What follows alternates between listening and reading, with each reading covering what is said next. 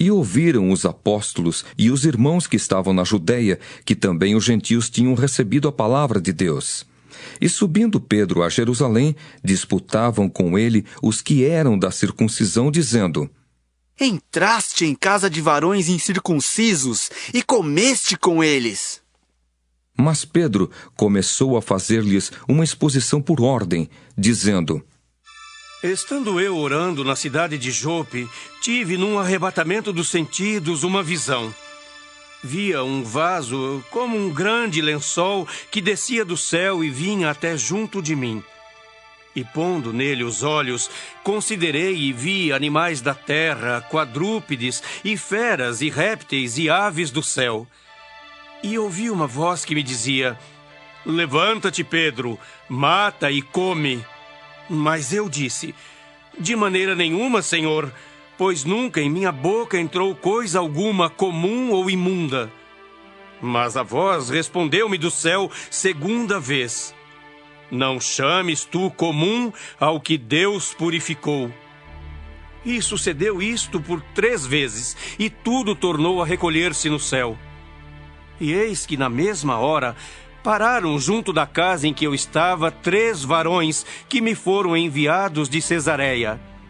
E disse-me o Espírito que fosse com eles, nada duvidando.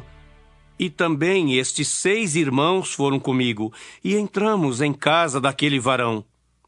E contou-nos como vira em pé um anjo em sua casa e lhe dissera: Envia varões a Jope e manda chamar a Simão, que tem por sobrenome Pedro, o qual te dirá palavras com que te salves, tu e toda a tua casa.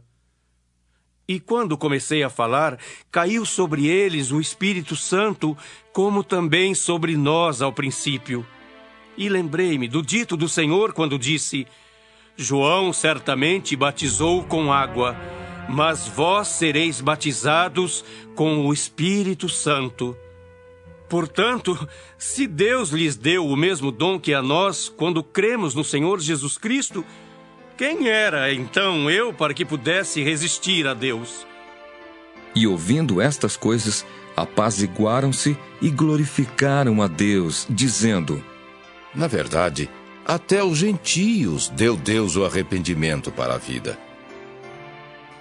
E os que foram dispersos pela perseguição que sucedeu por causa de Estevão, caminharam até a Finícia, Chipre e Antioquia, não anunciando a ninguém a palavra, senão somente aos judeus.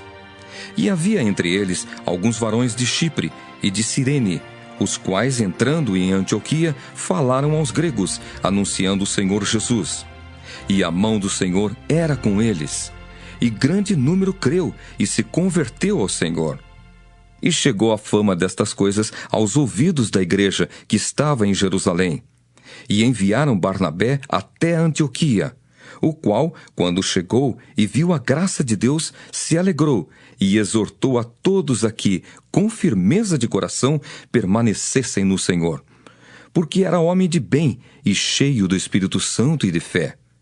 E muita gente se uniu ao Senhor. E partiu Barnabé para Tarso a buscar Saulo, e achando-o, o conduziu para Antioquia. E sucedeu que todo um ano se reuniram naquela igreja e ensinaram muita gente.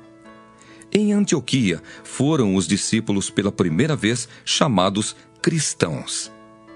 Naqueles dias desceram profetas de Jerusalém para Antioquia, e levantando-se um deles, por nome Ágabo, dava a entender pelo Espírito que haveria uma grande fome em todo o mundo, e isso aconteceu no tempo de Cláudio César.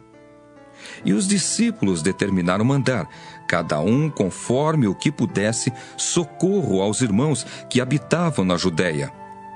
O que eles, com efeito, fizeram, enviando-o aos anciãos por mão de Barnabé e de Saulo.